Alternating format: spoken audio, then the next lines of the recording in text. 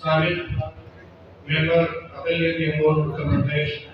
میں ان کو مدعو کر رہا ہوں کیسے تشریف لائیں اور اپنے خیالات کے ساتھ اس طرح آپ آج جناب شہید عزیز اسماعیل صاحب سابق وزیر اور حضرت مولانا نذر محمد صاحب، مفتی کبیر امین صاحب، مولانا قاسم صاحب اور تمام بھی ہماری جمعیت کے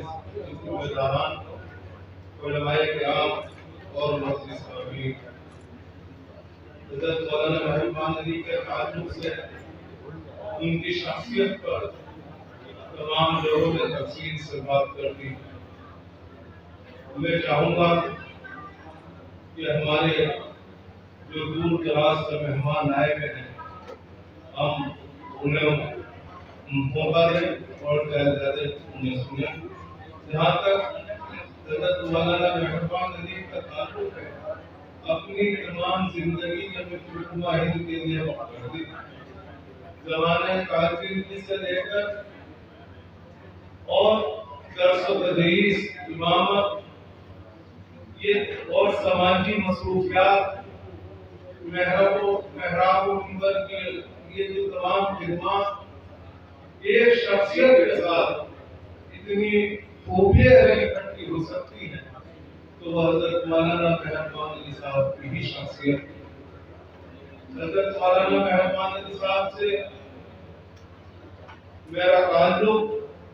زمانے طالب علم سے تھا۔ مولانا مہربان علی صاحب میں جو تنظیمی صلاحیت تھی اس میں سب سے بڑا پہلو یہ تھا کہ وہ نہ صرف اپنی ذات کے اعتبار سے مہربان تھے بلکہ ملک و ملت کے لیے بھی وہ مہربان تھے، وہ فطرتاً مہربان تھے۔ وہ غریب کو، مزدور کو، امیر کو سب کو ساتھ لے کر چلنا چاہتے تھے، اور ان کے اندر سب سے بڑی خوبی یہ تھی کہ وہ دل سے یہ چاہتے تھے کہ ہر شخص کا جمعیت العلماء ہند سے تعلق ہو، اور اس کے لیے وہ ذہن سازی کرتے تھے۔ اور میں نے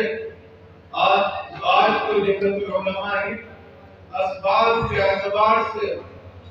بہت خود کفیل ہے، لیکن میں نے مولانا مہربان علی صاحب کا وہ دور دیکھا ہے کہ جب مولانا صاحب کے پاس تنظیم کے اعتبار سے کوئی ایک پیسہ بھی نہیں ہوتا تھا، لیکن جمعیت العلماء ہند کے بڑے بڑے پروگرام، اسلامی انٹر کالج کے اندر عمارت شریعہ کانفرنس اور بڑے بڑے پروگرام کیے، اور مولانا مہربان علی صاحب بڑے ہو جاتے تھے طرح طرح اور اپنی ساتھ پورا کارواں جوڑ کر اور اللہ کے بھروسے پر بڑے بڑے پروگرام کرتے ہیں۔ آج ہمیں مولانا مہربان علی صاحب نے جو ایک راہ دکھائی ہے، ہم اس مشن میں جس مشن کو مولانا مہربان علی چھوڑ کر گئے ہیں، ہم بھی انہی کے ساتھ اور انہی کے جو بتلائے ہوئے مشن ہے ان پر چل رہے ہیں۔ میں مولانا مہربان علی صاحب کو دل کی گہرائیوں سے خراج عقیدت پیش کرتا ہوں۔ اللہ تعالیٰ مولانا مہربان علی صاحب کے درجات کو بلند فرمائے۔ آمین۔